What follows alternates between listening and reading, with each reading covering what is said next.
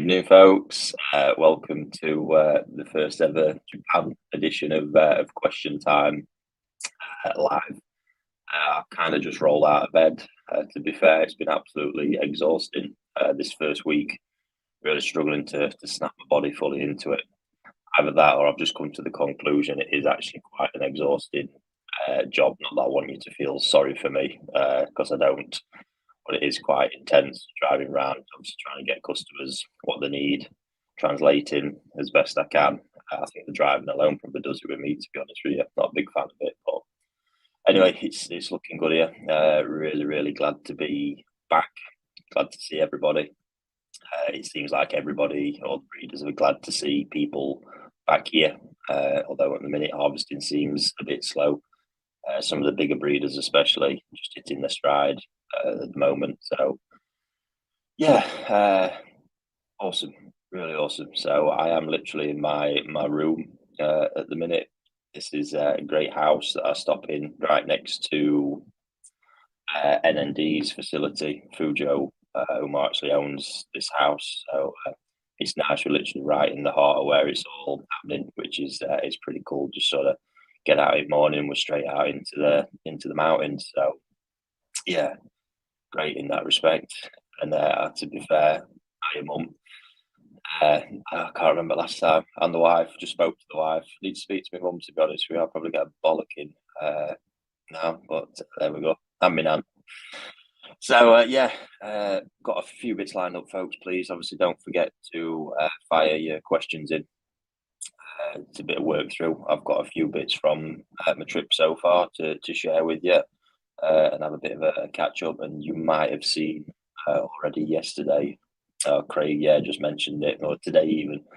My Kindai shower at NND that I was lucky enough to harvest yesterday. That was the thing. This is a pond. To be fair, I've harvested a few times, but it's the first time I've actually had one of my own fish in it. I've had customers fishing in the past, but my own one. And wow, I mean, what a result we got there. The scene was just set so well. The water was right down, and it was absolutely crystal clear, so we could see all of the 32 fish. And this is fish of like 75 centimeters, 75 centimeters, cruising around. Absolutely stunning. And yeah, got it netted up. Evening, Nan. Got it all netted up and had the honours of getting to lift the fish out, which, there's a lot of guests here at that place at the harvest. But that's normally an honour that Makoto, the boss, keeps for himself, but he's always allowed me to get in and get involved because obviously they're concerned just let too many people do it. He's a very big, valuable fish. So yeah, it was a nice touch. So yeah, towards the end, going to look at that fish. To be honest with you, just in a bit more detail. I've actually got the Nisai and Sansai pictures of it, and then a video from yesterday and how it's looking. But just to share a quick video with you now, this is the pond. Just towards the end, as the net's getting closer, you can see it's great anticipation. All the fish are up near the surface, and but you can't quite see everything. So enjoy this quick 30 seconds, folks. You can see we've got Evo there from Koi Partner as well, who's been capturing some great content. Yeah, this bit's awesome. I'm trying to be so steady as well. We didn't actually get all the fish on the first pull, unfortunately. So we had to get the net back round again. It's only really at this point you get to see or get some sort of idea. I'll just play that again for you. Get some sort of idea of how big the fish look, because you can see the size of the pond as they're swimming around. They look like 50 to 55 centimeter Nisai. It's not until they get up really close you see the full impact. It's insane. But Makoto's done a great job feeding them. Some of the overall growth rates, including with my fish, I felt were down a little bit. But when you actually consider that the automatic feeder have been on and off a couple of times, because in that particular mountain in Yamog era, they've had massive problems with bears this year. This is real koi breeder problems. So the bears have been going around. I want to just say, not politely, opening feeders to get the food, ripping the lids off and absolutely battering these things just to get to the food. So there was one point where he had to go around and take all of the feeders off, and then he was manually feeding, and they went back out again and have to start building up because, as I've discussed here in the past, feeding is all about the build up. You can't just go straight in at maximum food, building up, building up, building up. So your issue here then is that they're having to just carry on manually, which can only be done twice a day maximum. I mean, there's so many ponds in these mountains. NND have got like 160 mud ponds altogether. Although they've got staff, the feeding of the Nisai and above Makoto solely keeps to himself. He is a bit of a legend at it, to be fair. So it's a hell of an undertaking to do all that twice a day when you're only normally doing it once just to check everything is all right. And I mean, even still, he's managed to really get the volume on the fish superbly. And luckily, I think the bears, it was such a big problem. The government agency had to get involved to try and get it sorted out. So interesting stuff. Like I say, real koi breeder problems. It's not like you guys back home and people watching this are going to be having that problem. But yeah, crazy stuff. And it's not the first time I've known of it. It was one particular farm one year where I had quite a few fish, and he uses big, and when I mean big feeders, I could physically fit inside one.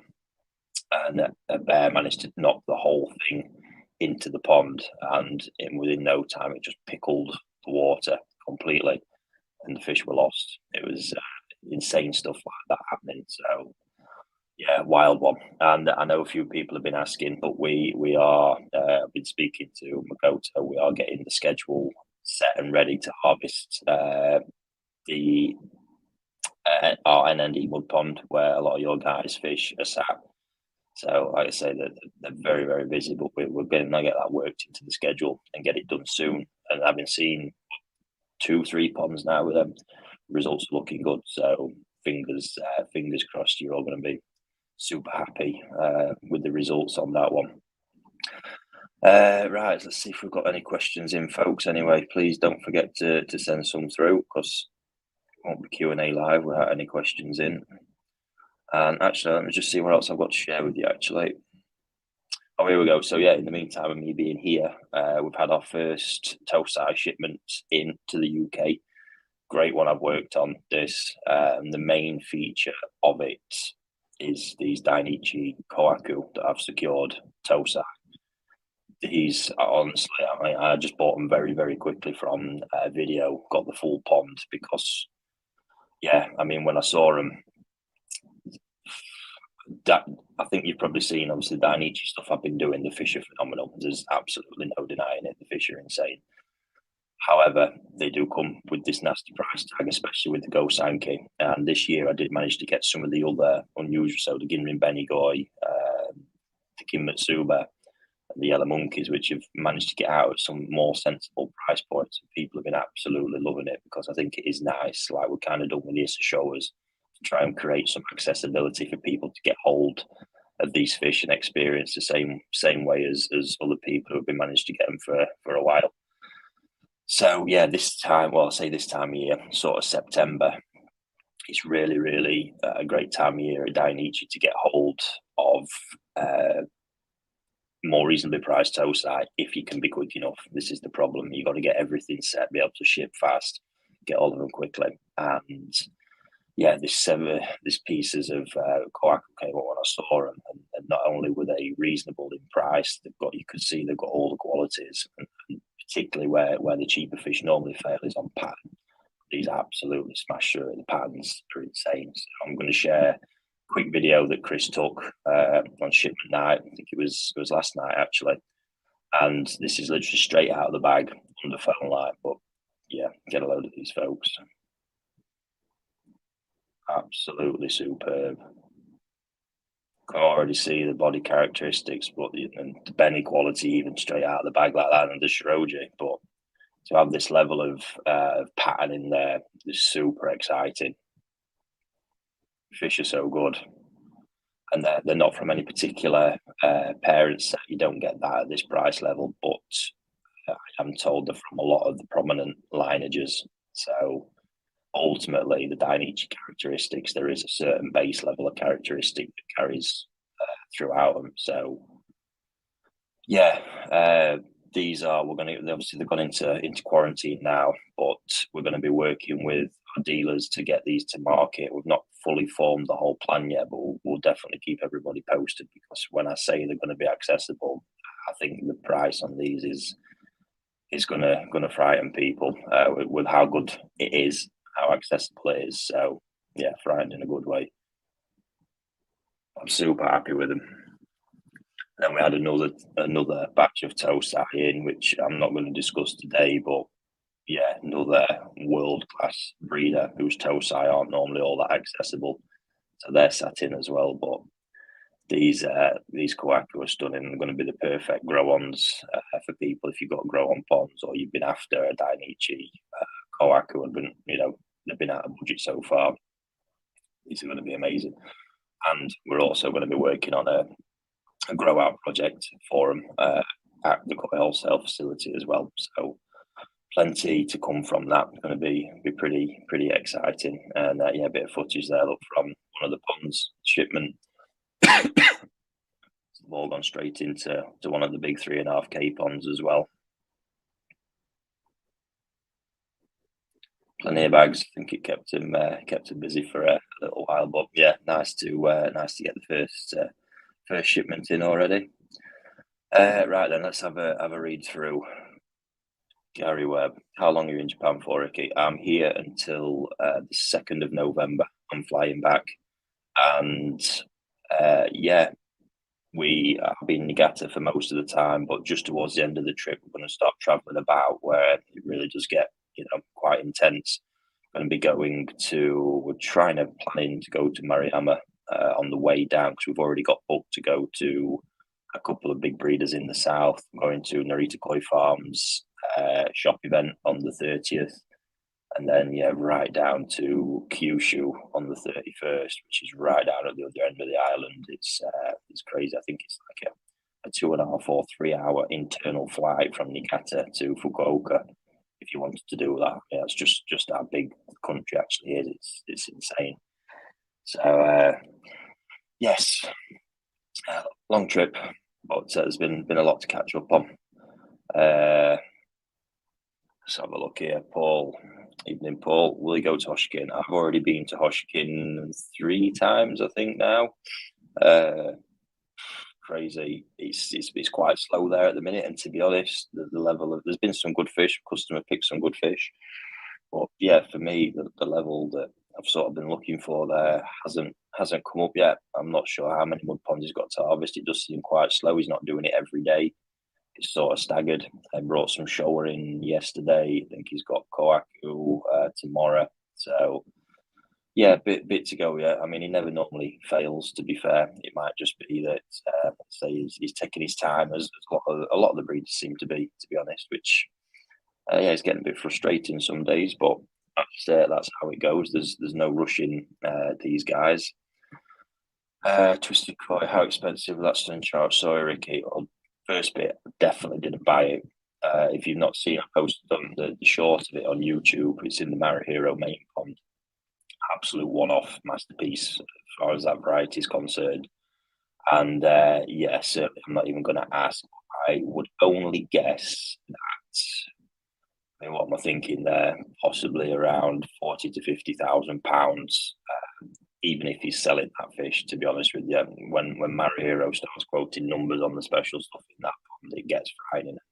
One as unique as that, with the size and everything that it's got, it's yeah, going to be mega bucks. So I'm not going to waste his time asking folks, but crazy fish. If you've not seen it already, check out that short, because that is an absolute bit of a one-off. Koi beginnings. Do breeders help each other out with the harvesting, or is it ever breeders for themselves? Yeah, that's what I love about this community out here. Don't get me wrong, there are grievances amongst a few of them and bits and bobs. It's the Japanese culture, they tend to hide it a little bit more, but in general, they're a very knitted together community, all helping each other for the greater good. That's a really nice thing to see, because it helps push them all on. You probably find a few of the commercialized breeders are a bit more for themselves, but still there's sort of like almost a mandatory obligation at times to help out, especially with Shinkokai Matters, the breeders' organisation.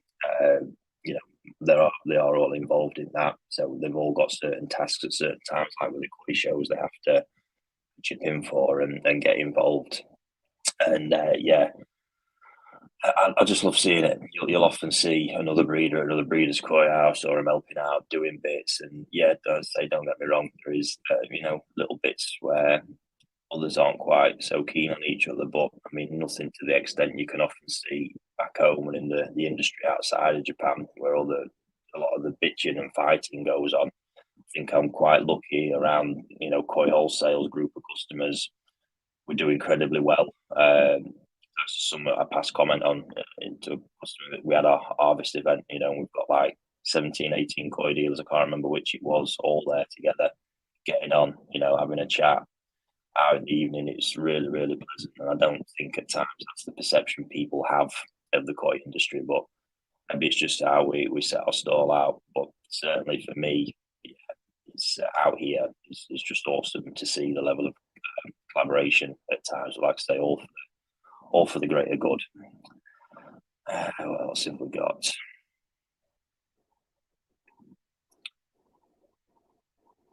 bear with me, folks. Oh, here we go. Gary again. Any made-up breeds coming out of the harvest? I saw one yesterday, actually. It was at Marihiro. It was bringing a big fish harvest in, and to be honest with you, it's one of the places, the whole sort of Hirasawa family, you can find something a bit made up and funky at times. So I think the fish I was looking at would be most commonly probably considered a kikukuru, very big one as well. And no slightly different because the father, Hirasawa family as a setup. There's the father, Seitaro. There's Yoshiyuki, who runs the main Marusei operation, and then there's Marihiro, who's the younger son. So they've all got their own farms still as well. So the old man, great place to go. I was actually there. Yes, he must be in his 80s now, and he's been breeding koi for 66 years. It's phenomenal. The guy still loves it. He's in there netting fish, socking fish, got harvest after harvest, a big fish coming in, which I think it's all his pension swimming around in there. But crazy gaff, crazy bloke. And there was this one year I went in, and what looked like a kiki crew, but it was just slightly different in a few ways. And I asked him what it was, and he started really just throwing some words at me. All the first part I didn't understand, but when I eventually slowed him down and broke it down, he called it an uguisu shigure, which straight away I had to get some help on the translation. I didn't have a clue what he was on about. When I catch the word, in the end, it transpired it was a little Japanese bird that's got like a yellow sort of chest area to it. And I thought, oh, wow, it's just something they've obviously concocted. It was a stunning fish.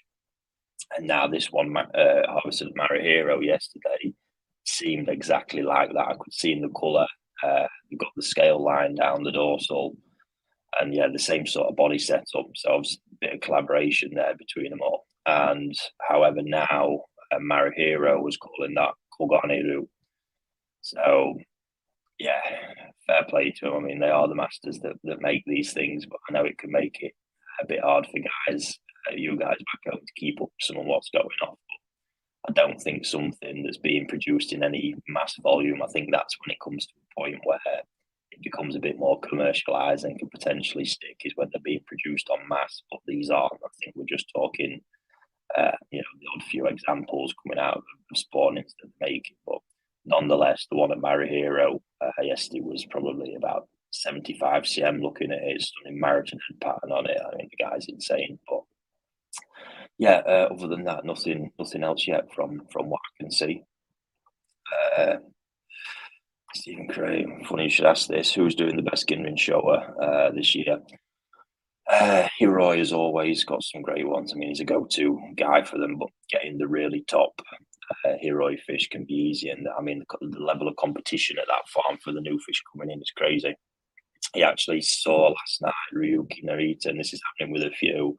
has gone there to sleep in his car overnight to be the first in line in the early morning for the new fish coming in. That's how competitive it is to get the best or the first picks of the harvests out here. It's absolutely bonkers, the extent a lot of people are going to. And just to sort of further on that as well, I mean, a lot of breeders as well are implementing like lucky draw systems in the fish houses. So there's a new harvest coming in. We're booked in to go to Nottinghamshire on the 25th because he's got a big Nisai harvest. The fish house will be packed for sure. So if you want in on picking, it's lucky draw to sort of set the picking order that people go. But they're obviously just trying to do their best to keep everybody happy and keep it fair. It's so competitive, and you're in a sort of scenario there. If you're 30 minutes too late, you could have really missed the boat. It's wild. But yeah, coming back to the Ginrin show, I'd say Hero is good, but Marushin, probably the one. He doesn't produce that many, but I'm a real big fan of him. And we went there yesterday, and he's got a stunning Sansai female that's going into the Niigata Breeders' Auction, which there was no budging him on that one. To be fair, I think the price would have been frightening. But I did actually manage to pick an absolute top draw male fish, which is going to be for the Nagaoka Koi show, Marathon Ginrin show. Stunning example. So actually, while we're on that note, folks, you might have seen anyway, I've got a couple of sort of new projects coming to fruition. It's just the early stages of it, and more details will unravel. But 2 new Facebook pages you might want to follow. The first one sort of linking into the Ginrin Showa, Ricky Stoddart Nishikigoi, or RS Nishikigoi. This is the development of a brand we've been working on for a while, where I'm going to be focusing on the higher end fish that I've got here in Japan and how people can actually get access to them. So feel free to look that one up. And then, really quite a personal project I wanted to do for a while in the Nishikigoi Journal. I actually did blog up a few years ago, and I've never really got into blogging. Quite hard work, to be honest with you, and not as enjoyable as the YouTube stuff, but got some really cool ideas planned with this. And it's primarily, the whole concept behind it is me sharing my personal experiences as a koi keeper, being quite open and honest about everything. And that entails what I'm doing with Koi Talk, Koi Wholesale out here in Japan, absolutely everything. So there's a Facebook page that now you can follow, and more details about what that will become.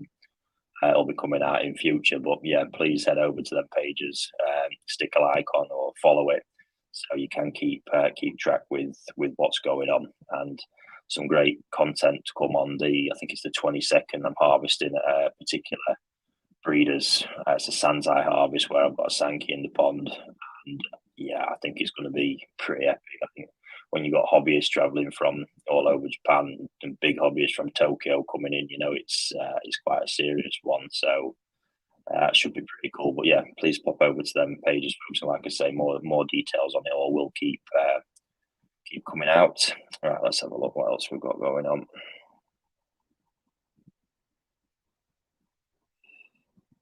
Just bear with me, folks. Chris, evening, Chris. When is first snow expected? Where are you now? And will all the mud ponds be harvested for winter? Yes, I'm in Niigata at the minute. Snow is normally sort of December, it could be early, mid. It depends really, or they can have sometimes a quick blast and it goes and then comes back a bit later. But normally you're into December before that starts. Yes, they'll have most of the mud ponds harvested. This is a fascinating thing with koi breeders as well, and the extent they'll go to at sometimes to actually hide fish and get rid of fish out of people's way. I'm not mentioning his name, but I was up at Kohaku Breeders the other day, and he was actually showing me a Dainichi Kohaku he'd purchased from Dainichi as a toe size. It was a 51 centimeter toe size. He's raised it up to it looked about 65 cm. This side was an absolute tank from the red tiger line. And it was that big. I just had to keep questioning him that it was actually this high. And he just kept saying, I've got the certificate. I'll go and get it if you want. Beastly. So I just sort of kept pushing him a little bit to see if, and he said, no, look, I said, I wanted to share it with you. And if you want to, you can open it up to a customer. However, this fish is going back in the mud pond tomorrow. That's just crazy. So that fish will be going back into a mud pond where, in a couple of months' time, a month and a half, it's going to be covered in snow, and that's how those fish will live over winter until the following spring. Because some of these smaller breeders don't have multiple fish houses, it's the only way they can do it. I've seen before one breeder had some spring water running through, so he was running that into a pond where all his best 3-year-old fish were kept over the winter. It's bizarre what they do. So, and then you've got the bigger breeders that we've just been speaking about, like Marasay and Marihero. These guys probably won't have all their ponds done because they've got that many. Marasay, the main farm, actually says anytime I ask him, he doesn't actually know how many mud ponds he's got, and there's possibly ponds out there that he's completely just forgot about with fishing. It's wild. So yeah, those guys won't get it all done. Like Marihero, for example, is the only guy I know when it comes to April, when a lot of the breeders will look to start spawning and getting that whole process underway. April, May, he starts going back out to mud ponds, harvesting more fish to get them out of there. It's absolutely wild operation. In general, yes, a lot of the bigger farms will have the harvest done. There will then be, let's say, fish go back and things like that. So it's insane what they'll do at times. But this is how, for them, there's even, the whole thing of keeping fish, it's not always just about money with them. There's the elements where they actually just want to enjoy the fish, want to see something develop, and want the chance to still say it's there, so they're in control of its journey. If someone's got a potential grand champion prospect, for example, the minute they sell it, the customer at any point, even though they might agree, let's do it, the customer at any point can take it away, and that's winning prizes out here at koi shows is massive for breeders. The Niigata, the Nottinghamshire koi show that they have here, they all hold in such high prestige because it's the way they sort of rank each other against where they're at. And it really does mean a lot to them. And then the bigger shows, again, winning awards can completely transform a breeder's reputation almost overnight. So hugely important. And the minute, let's say, they sell a fish, all of a sudden customer decides to ship it, that prospect might come around once every 10 years. So you can see why. And when people are in fish houses, it's very, very hard to hide stuff. Don't get me wrong, they've got some amazing tactics that I've seen over the years, but it's hard work for them in general. So Craig, will I be attending the Nagogo show? I don't think so, because I think around that time we'll already be outside of Niigata, touring around some of the other big farms down there. So that just sort of ties into Martin's comment there. We're looking around the 26th, 27th, something like that, to start heading down. Just got to plan the route. It's really not easy down there. Everyone is so spread out. And you look at the driving involved, it's insane. So it's not so easy to use the trains because then we're relying on people picking us up and all the rest of it, which is just crazy. So we've been mapping a route out. Just got to see if we can pull it off now as well. So Lee, any red achiever coming out this year? Fantastic. Always somebody on wind up in there. Yes, Lee, loads of them. I think they call them Deutsch Kwaku out here, possibly, but I might have got that wrong and got confused. So we'll leave that one there. Let's have a look. Just bear with me.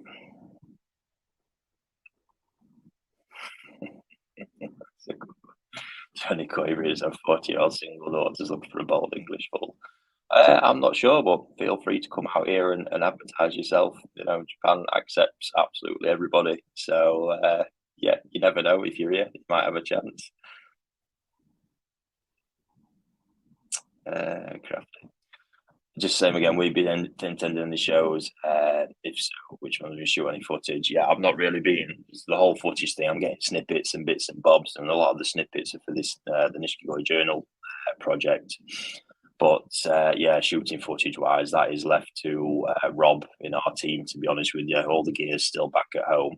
I'm not it's a tough old job. I've got enough on, to be fair. At the minute, we're out shooting those video footage. But regards to the shows, no, I'm not planning on going. But Evo from Koi Partner is there. It's very, very high up on his priorities and in his schedule. So he'll definitely have some nice footage, and he does do a cracking job of putting them videos together for you to enjoy, folks. So keep an eye out for that. What's for breakfast? We still haven't figured that out, to be honest with you. It's a tough one, breakfast, because we never seem to have any time in the morning. So we end up at a convenience store, and yeah, there's not a lot of choice in there. Some pretty funky stuff, and Japanese have very, very sort of savoury breakfast. In regards to there's really no food off limits, but yeah, it's been an egg sandwich most mornings, to be honest, because it's about all I can stomach from what's in convenience stores as it stands. So yeah, just bear with me, folks. I'll have a look through.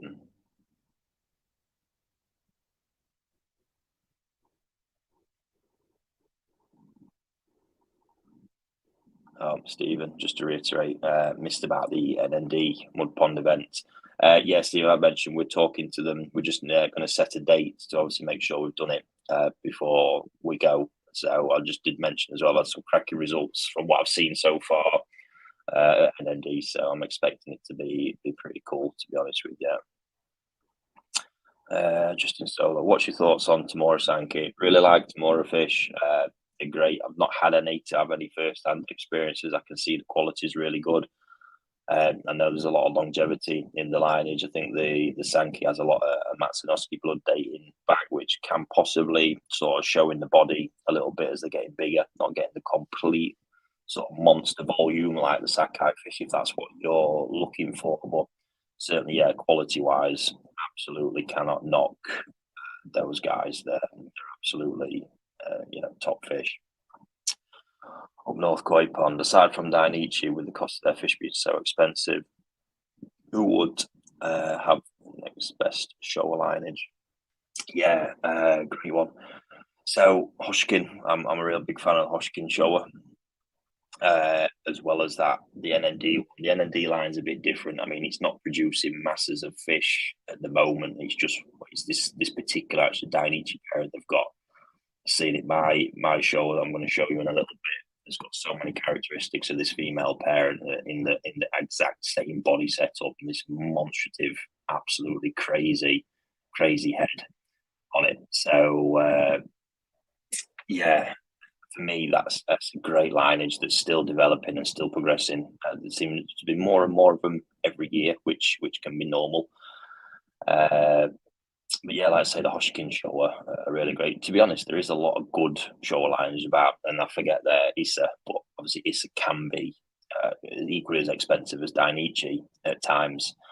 I need to go back. Went the other day, and all of the harvested fish were in heavy potassium, so didn't really have a chance to look at anything. But I think really until we started doing the smaller Isotosai and getting hold of them, they were quite inaccessible back home because of the sort of entry price level. Tosai probably being around £700-800. So both phenomenal. But I think for the sort of ones where you're hitting a nice price point, as it stands for me, Hoshikin and NND are a real strong choice because. So the NND one, I've had so much experience with the Bloodline and Hoshikin as well for how well they develop. And I think it's with all Hoshikin fish as well, especially the Kohaku. I think where Koi can miss out when they're in the cheaper price brackets, you'll often get the qualities here, as in good shapes and good skin. They really start lacking in the pattern side, and that's what Hoshikin seems to be able to deliver more than anybody else I know. You get very nice patterns, even in his cheaper fish, so you get more of a complete package. For the cheaper ones. So, fair play to him for doing that. Let's have a look. Mr. Koi 13. Do you visit Wada Koi Farm, the Kirin? Not often, to be honest with you. He's out in the Uenuma area, so we sort of have to tie it in when we go because it is a bit more of a trek outside of the main Koi region. You've got Wada, Kobayashi, Takahashi, Murata. There's a few of them guys all that way, but yeah, I don't think the Kirin. I like them. I know it's super competitive and they're expensive, and I sort of question how they end up looking in the UK when they hit our water. So possibly turn a little bit more, sort of treading a line between the Kajaku and Kirin, to be honest.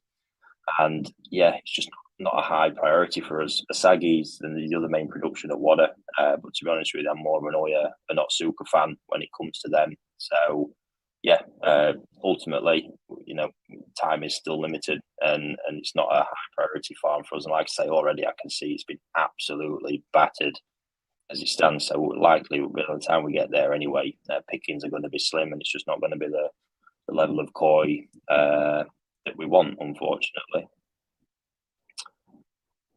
Just bear with me.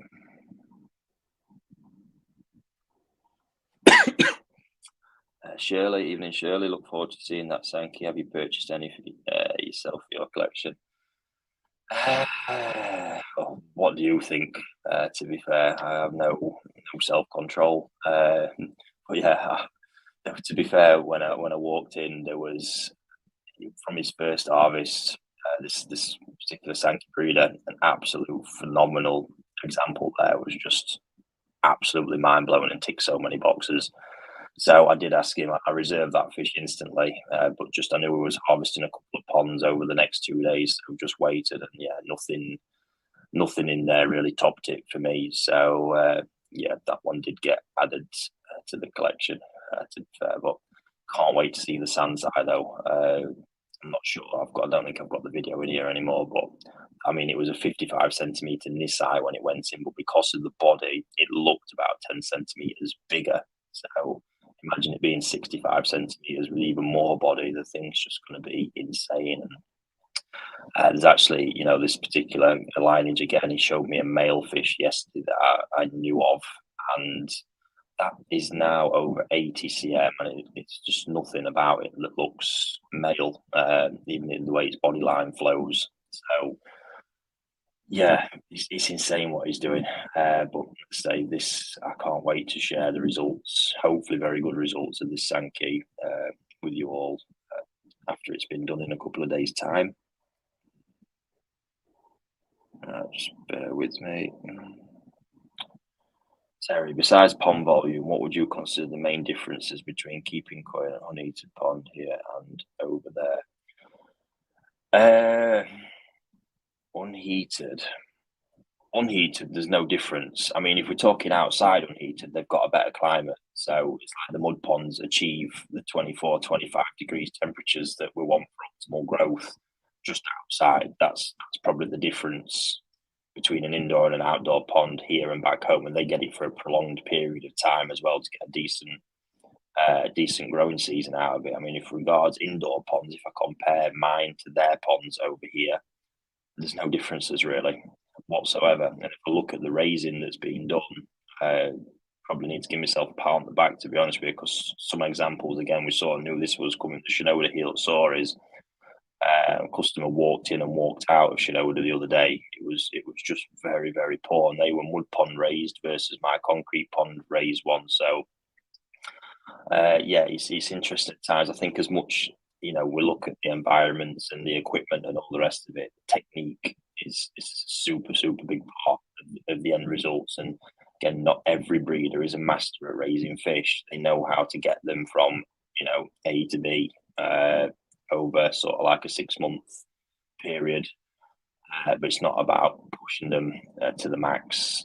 For them, it's just about getting that growth, making some nice fish, get some sold, keeping a few, and seeing where they end up, rather than sort of NND and Makoto's obviously been one of my teachers over the years. It's about pushing and getting the maximum over that growth period and cooling off over the winter and going again and getting the max out of every growing season, and really feeding on the edge. I was having that discussion with Fujo the other day, because I mean, some fish come out of one of the mud ponds, and just the body mass was insane.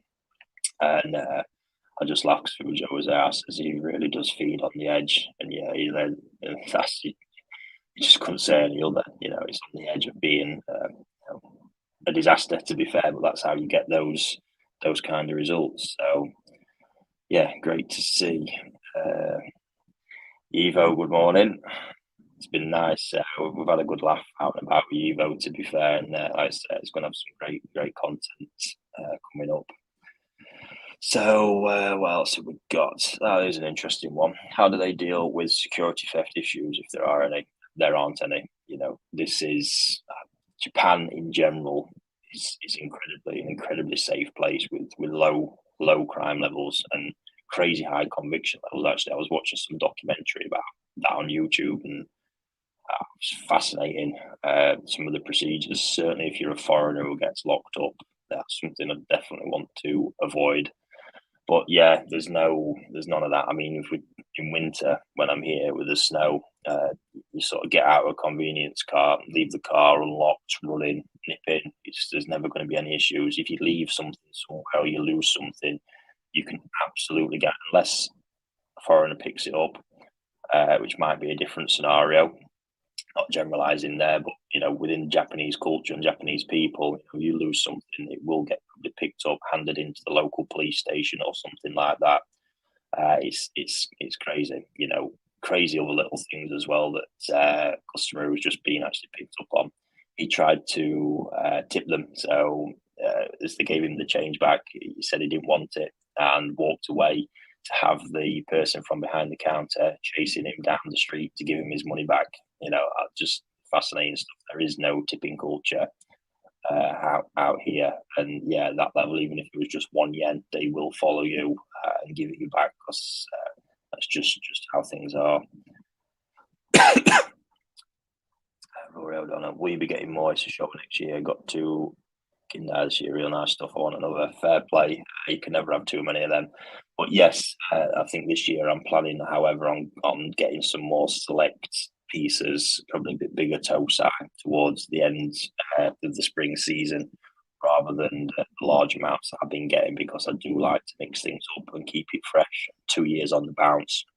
We've had a lot of the Issa Showa, so I definitely want them because they're phenomenal, but they'd probably be higher end pieces this year.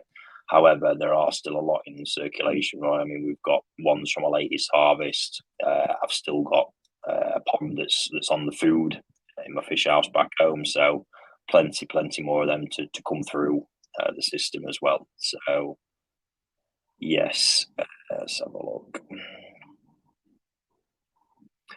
Amazing amount of comments and stuff tonight, folks. I really do appreciate that. Let's have a look, Gary. According to a YouTuber, Japanese koi weapons are totally dead and void of any minerals, so which is true. Why red clays things to our ponds? Yeah, this is a debate that rumbles on and on and on. I mean, if you speak to the breeders here, it's all about the clay. The quality of clay in Niigata is renowned. This is not just renowned for koi; it's renowned within Japan for rice production, and these guys know what they're on about. All the mud ponds I cannot speak for, and scientifically I've never got involved, but the mud ponds are not just about minerals and things like that. Quality of the clay. You got to think about filtration here, everything that's going to grow within the mud pond as well, how it's going to keep the water. They do rely on fresh water a lot still as well, the same as any of us. They need to get a bit of water changing done in these environments because, especially when they're manually feeding, that's where obviously we're sort of intervening with nature, because we're not just leaving the fish to it and the natural food sources. We're intervening and putting food in there manually. So at that point, you've then got to help balance things back up. So fresh water is important, but I think for me, it's just when you think about this, and this is all the things I've been rambling on about back home, it's quality of water. The water here at N&D in this fish house, literally next to the house, it's from very, very deep underground, and like I say, it comes up and it's drinking water, like perfect spring drinking water, and that's what these guys are using for the trickle in, trickle outs on the systems. Yes, it's soft water, so they're running naturally very low KH, so that is why they're trickling in and trickling out, is to try and help stabilize that along with the oyster shells. But think of that as a quality. It's like having Evian on tap running through your pond. Unbelievable. It just doesn't get any better. And the mud ponds are filled with snow. So, water, again, the purity of it, it's absolutely insane. And that's what these koi are living in. I think if you consider that, then there's all the other aspects to the mud ponds as well. The physical amount of space the koi have, fish having sometimes tens of thousand gallons of water per fish to swim around in. Its stocking levels that can't be replicated. Then on top of the manual feed, and you look at the food that they are actually eating outside of that, and it's all snails and worms and things like that, which are high fat, high protein. It's like power food for them. So much more to it than just one thing isolated. And I think that's what a lot of people tend to focus on in all areas of koi keeping. It's one little area, but it's everything combined that makes a big success. And yeah, with the mud ponds, like I say, the mud ponds, if they didn't have the temperature, we've actually found this back home. My dad's got some mud ponds on site where he tried raising his fancy goldfish one year, and the results were shit, in all honesty, compared with what could be done indoors, because we didn't have the temperature and we didn't have it consistently. Therefore, your feeding pattern, you can't reach maximum. They're interrupted. There's not the stability that you need because the heat's on and off as well.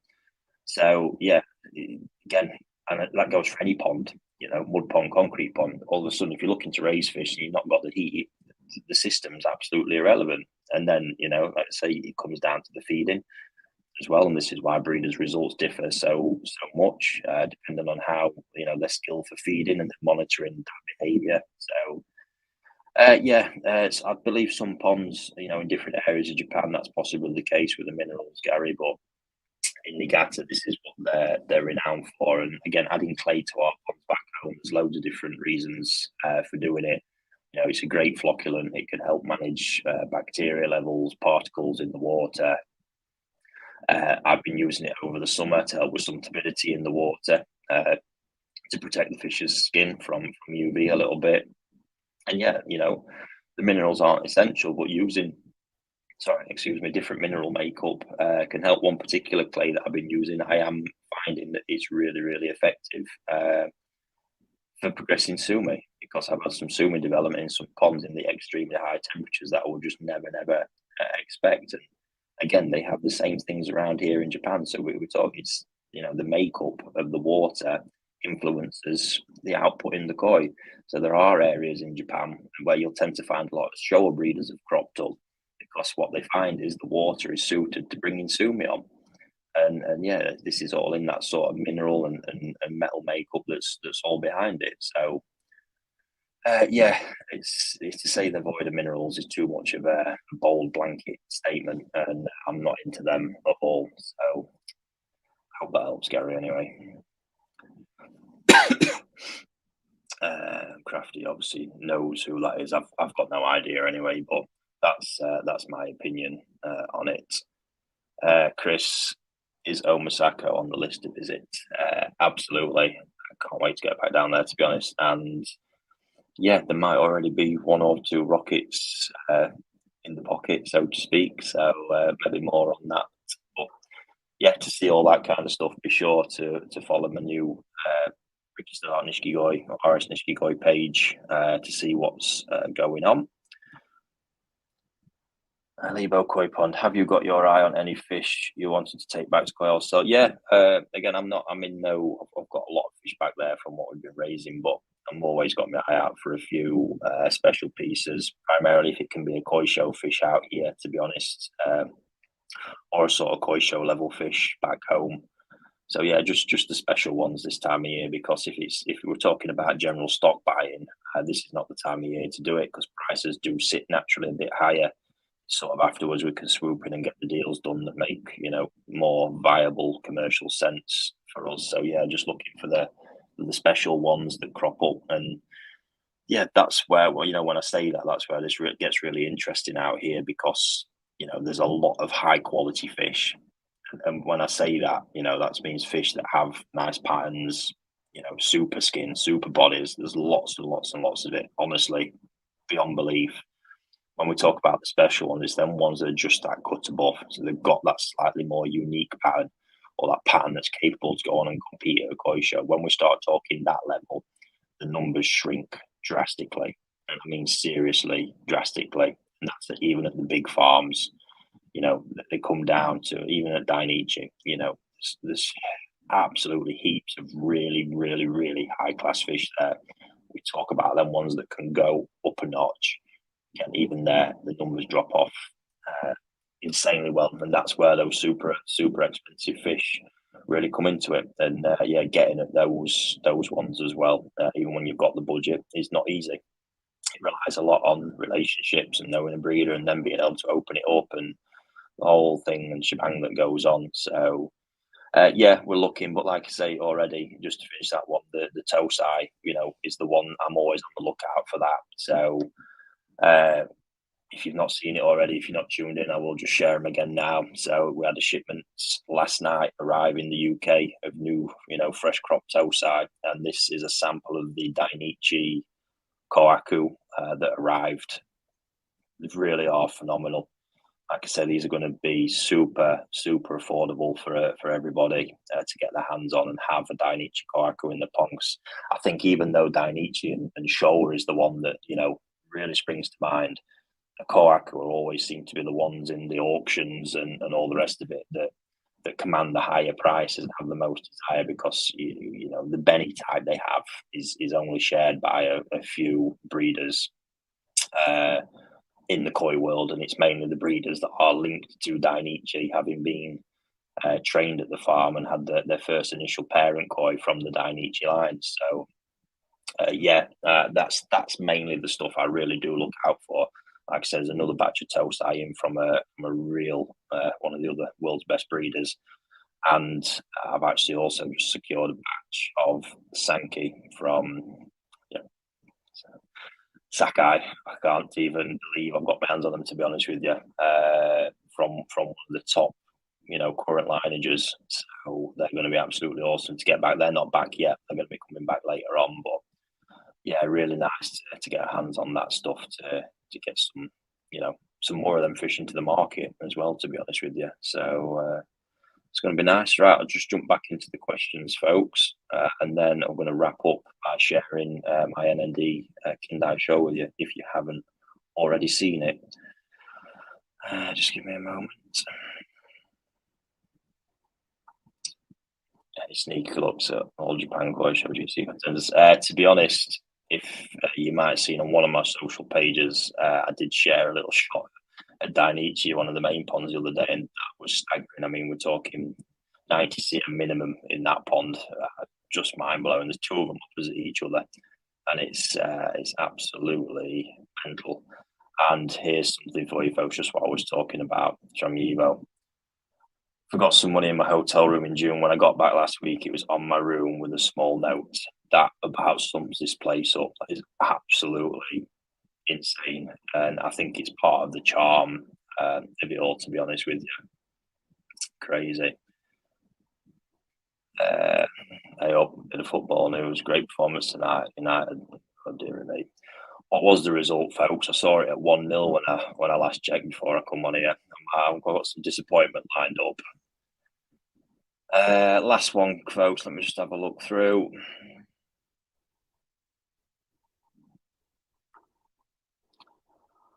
There we go. Just to finish that one off, just a quote, what clay would you recommend, Ricky? So, to be honest, my favourite of all time was the Japanese refresh.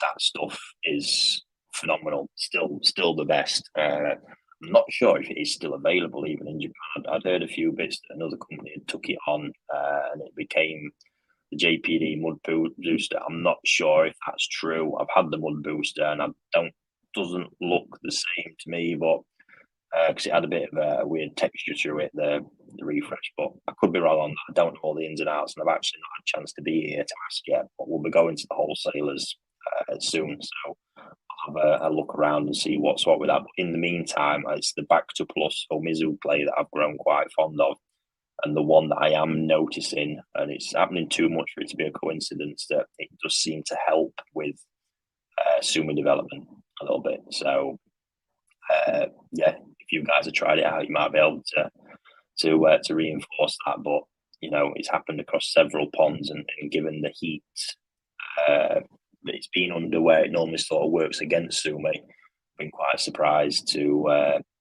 see sumi progressing in such a way. So right, I'm going to leave it at that folks, in regards to questions. And yeah, let's get on. So this Kindai show, so you might have shown the video. We'll work through it from. You might have seen the video share, but I'll work through it from the beginning. Back in, it was about 2 years ago. Makoto knows, I'm pretty good at picturing young fish, and yeah. So this one. So I've even got it there. Look, that's actually great. It's a screenshot I've sent. Look at all them fish at the bottom. That's an insight into my phone. That's terrible. Yeah, this Kindai shower. I mean, wow. I'm a big fan of this sort of Kindai, the super stripped back, sparse one. And I think I was super happy they offered me this fish. I didn't even question about buying it. At the time, it's probably one of the most expensive fish I'd ever bought.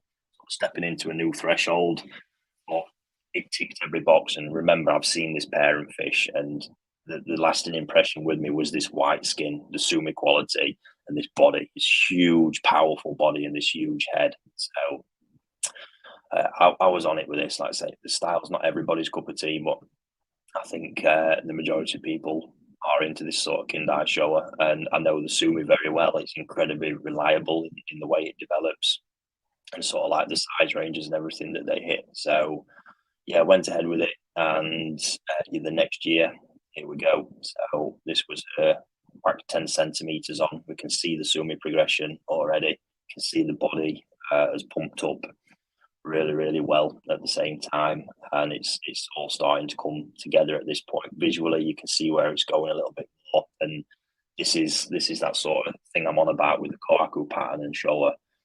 There's no kohaku pattern there at all. It's so sparse, but you can see the balance of the fish forming as you look at it, because you've got sumi countering the areas where there is no beni, and then the balance of all three colours is what's really making the showa come together, and that's what matters, especially here in Japan.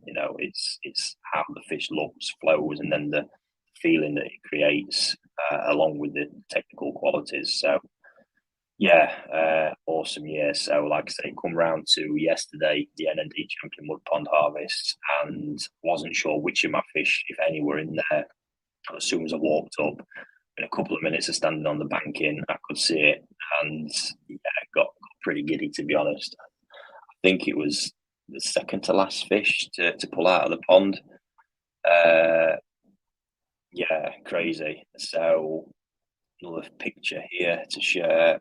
That was actually her as I pulled her out of the mud. I mean, that just gives you a bit of more of an impression of the size there. I mean, God, as that fish was staring at me at the beginning, I mean, the head is fierce, just like the parent fish. It's absolutely mental. And just to give you an idea here, look at the size of the fish as well. That was another one that came out of the pond. I mean, a few of these were really wrestling me coming up, but absolutely, that's not mine, by the way, but it just gives you an idea of the size of the fish. So yeah, there it was. And then yeah, here she is now, folks. Let me just get the video clip. Absolutely mind-blowing.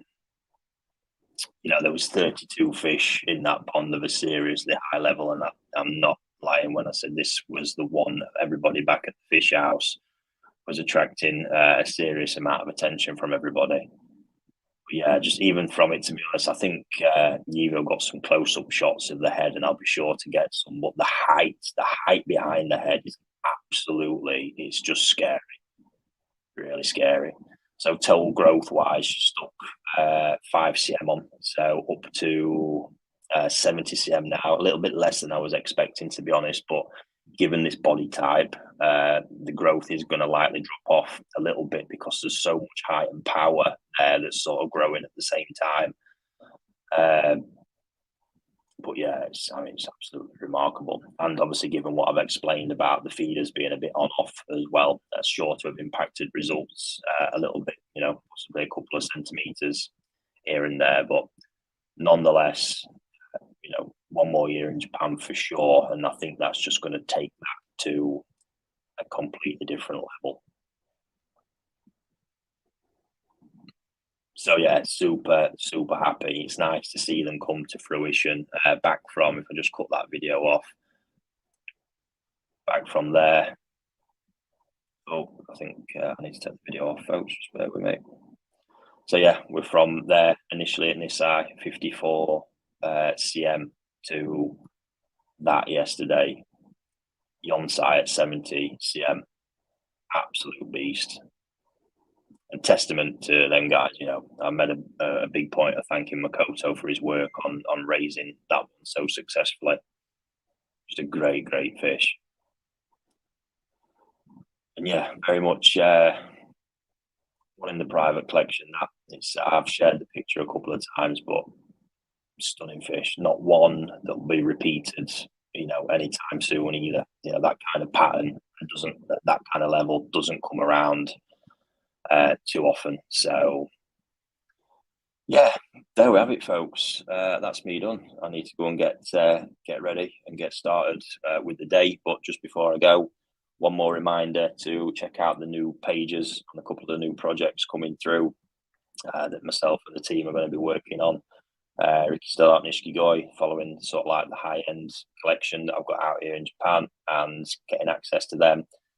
And the Nishikigoi journal. So me sharing some of my, my broader koi experiences with people. So yeah, that's that one. Thank you all for tuning in. Thank you for all the comments, questions. Been absolutely loads in this evening. Awesome to see. And I believe we've got the episode scheduled next week again. I'll have no doubt, some more great content and, quite a few more updates on a lot of the fish I've got. So I will catch you all then.